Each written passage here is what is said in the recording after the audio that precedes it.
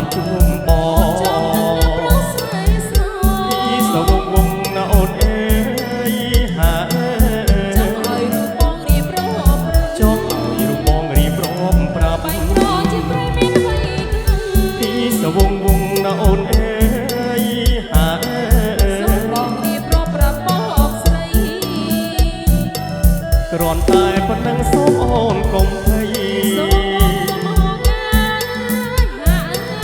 បងលោកនេះរៀបរាប់ប្រាប់លេងបងអង្គុញលេងអង្គកន្សែលេងចាប់កូនខ្លែងហើយលេងស្ដាច់ចង់ហើយលេងទាញព្រាត់បងប្រាប់ឲ្យដឹងនាងហើយប្រលឹងល្បែងប្រជាព្រៃ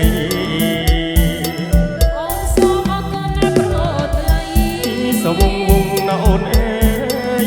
ហានេះជាប្រពៃណីជាតិខ្មែរនេះជាប្រពៃណីជាតិខ្មែរពីសវងវងណាអូនអើយហានេះជាមិនក្បែរពីបរិយថ្ងៃចូលឆ្នាំថ្មីយើងលេងសប្បាយមានល្បែងទាំងឡាយ